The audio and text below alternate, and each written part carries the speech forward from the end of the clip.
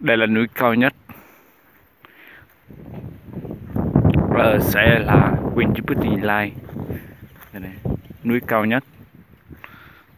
Thời xưa Mỹ và Việt Nam chiến tranh, đây không có gì hơn, đây đâu có gì nhỉ, không có cày, không có gì hết đó. Thời xưa từ khi chiến tranh,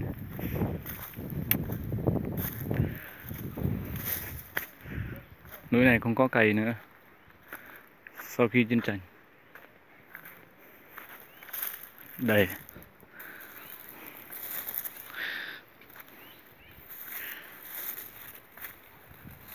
đây các bạn, anh nhìn đây.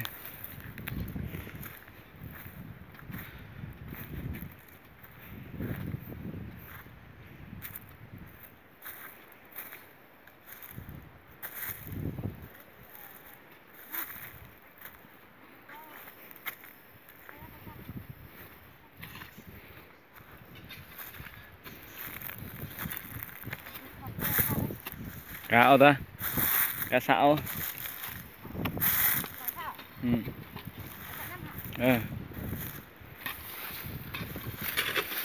Này bà Dép, bà làm gì đây? Mót mì hả? Giờ không có tiền rồi, mì. Không có tiền. Không có tiền ở mót mì luôn.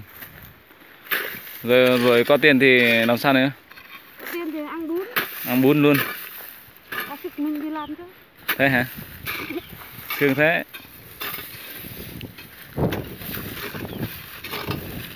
Đâu có mì đâu mà một. Đấy. Đó hả? Rồi gom lại hả?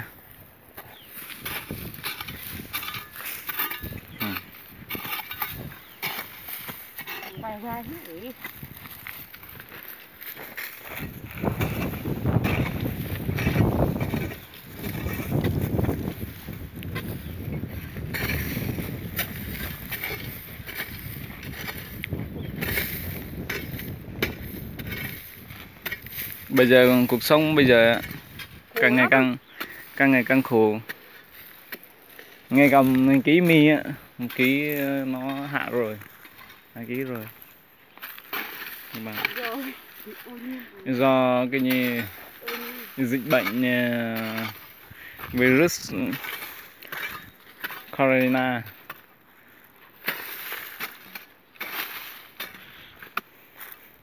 Cái bà ấy nói là gì nhỉ?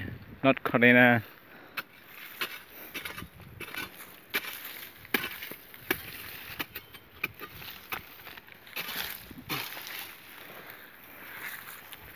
Nhìn thấy các bạn thấy có khổ không đó, khổ lắm, dân tộc ở đây khổ lắm các bạn ạ. Nhìn đây đó đó rồi.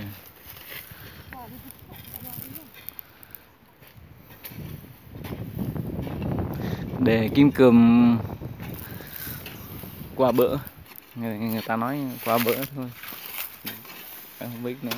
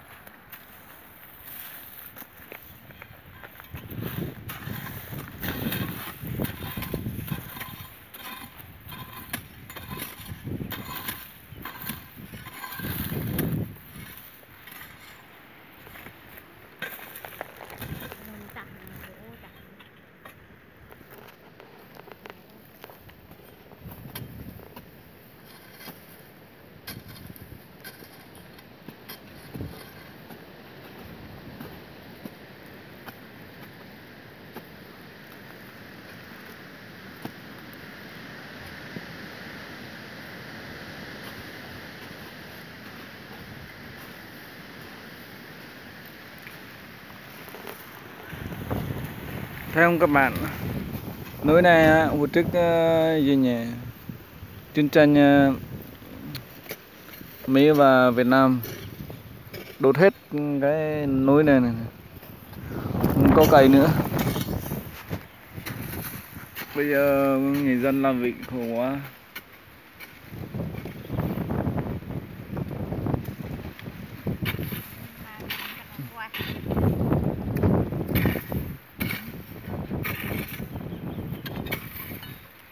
Núi này là núi cao nhất.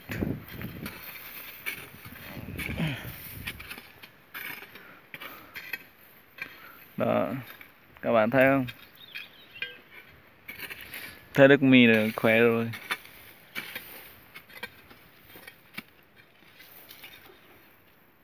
Đó. Ô, sông to thế. Làm sao đây?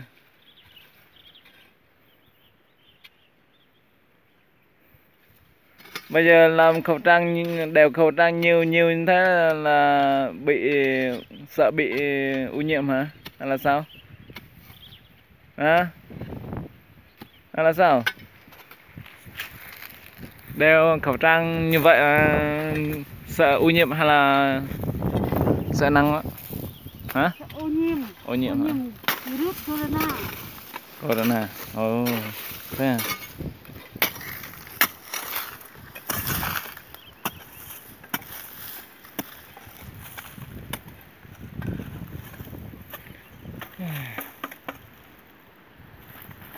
Đó, nhiều lắm các bạn ạ.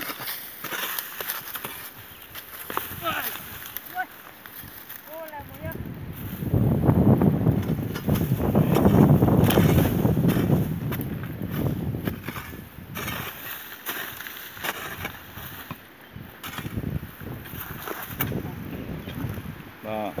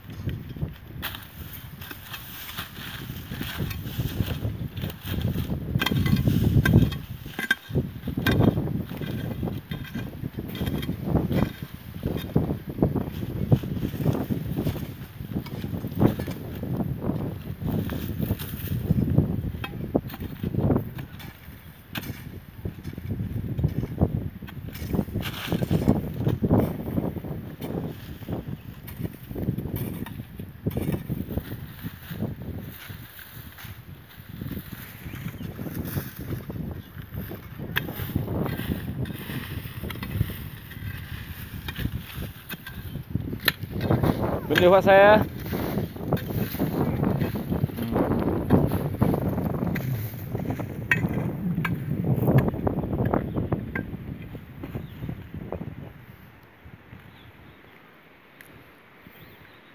Đó là cái tròi của người ta thôi, không biết nữa. Jrai vào này. Đây, ới này. Quay ký luôn các bạn.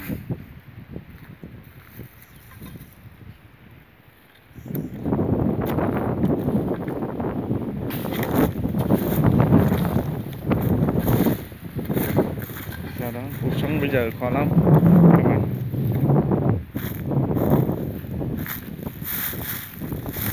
Đó, khó lắm. Rất là cục khẩu luôn. Cục khẩu luôn.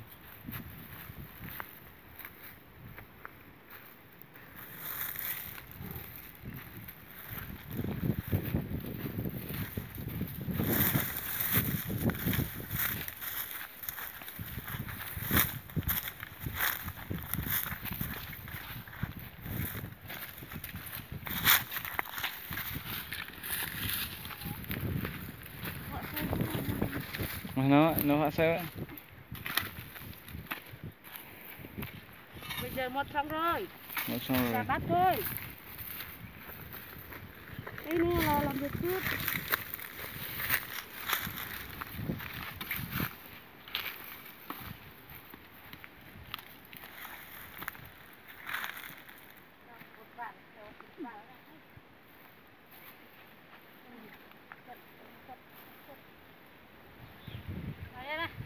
Nó vậy.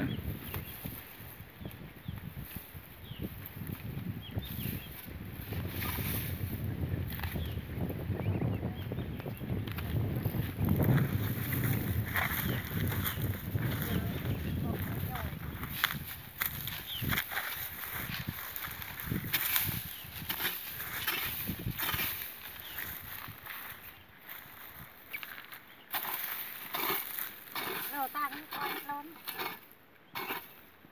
Còn lê làm món.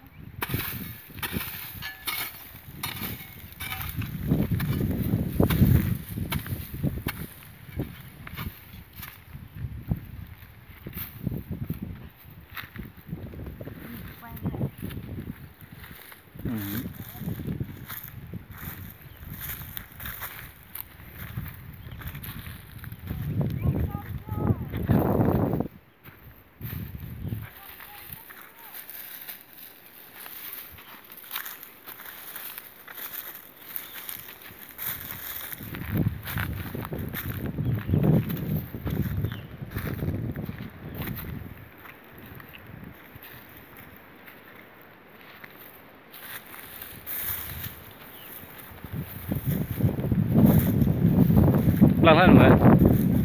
Đây này. Này. Xếp lăn hết nữa.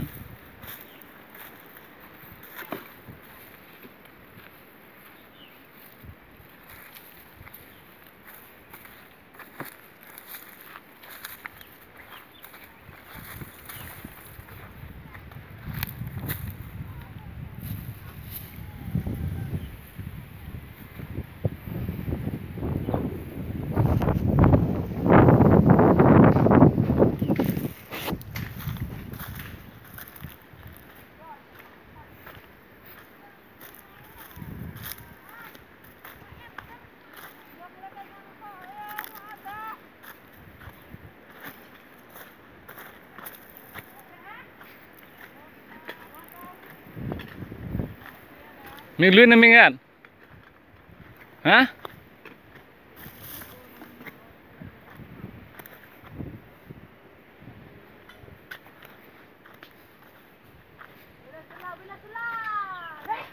Lươn mình ăn lươn. Hả? Mình ăn. Mình ăn.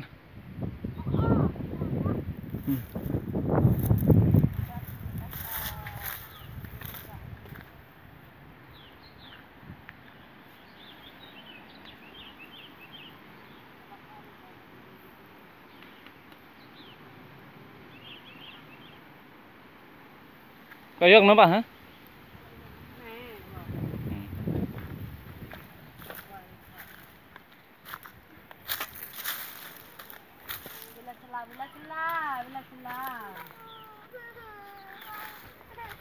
Bằng gần nha, bằng gần. Bột ở mỗi năm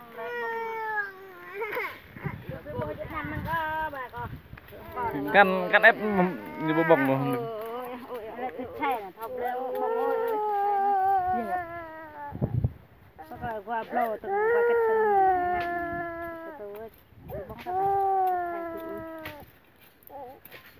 cái tiền có bền tóc sau từng nhanh thực gần ngã quy tóc sau lấy mình quay các bạn hả đấy thôi cả em mà phải ra rồi mình quay rồi phải ra Việt nữa Thùng gia lần hả? dạ có đây là tôi chụp thằng luốt ba giọt như thế Ẩn á? Đi chứ? Ác được có? Thùng gia ăn con có? bà chu lê tương nhưng trong nhà này Không sợ. tôi chụp tập luôn hết ra chụp nhưng bà bịch gì đây là Không mò được đâu. mà chụp về sang Nhật Nhung ta kring về tương như về ta thu Nhật Nhung lôi ăn ta hết Không được đâu. ta kring về như về lại thu nữa Mà uống á nó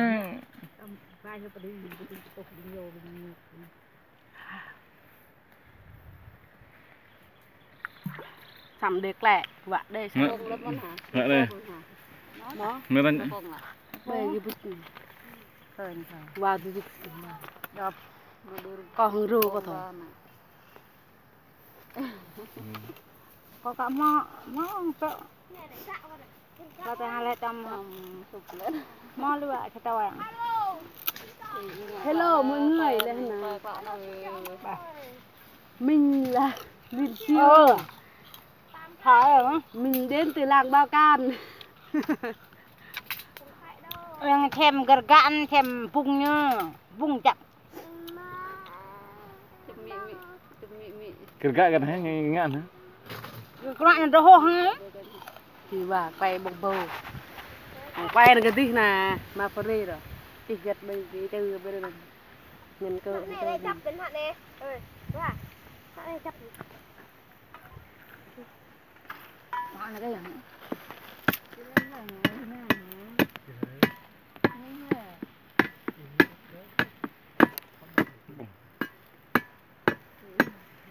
Kéo cái này à? Kéo ta vác lên à?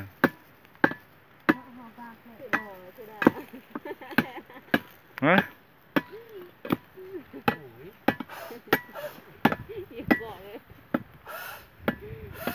lên nó có hả chết nào rồi Vơ đi. nằm cả sao lại sao đó giờ như cả lục lục ôi chà đây là ai này yeah có biết gì nữa yeah năm nay ta tê tê cho tê thêm hả Tem ha. về cái đu háo à Nó nhầm. có em nó cắt lên em này Cắt này. cắt đây rồi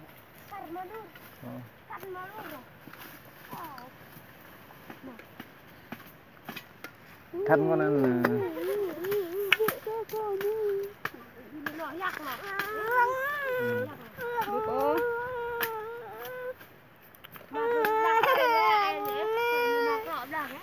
rồi săn này.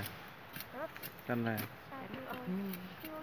ông trồng là bò con loe đi nè đi thì bò con loe nè bò ăn quả đâu loe lên thịt con loe che còn có bò đâm thế là cây đâm doan Địch thế nào có. Con nữa. địch thịt thầu lên khăn lên đây nhá chỉ là Har đây ha. Mày. mất vậy bà người ta bong thôi mất hả bà À. ngon không Mất rồi mày hả? không có mất đen không ra tao vứt rong mày dân này chưa đủ 82 rong cắt con có bố chỗ vật này có bố Hello, xin chào mọi người. Hẹt lẻ tầm hàng. Hả? Gặp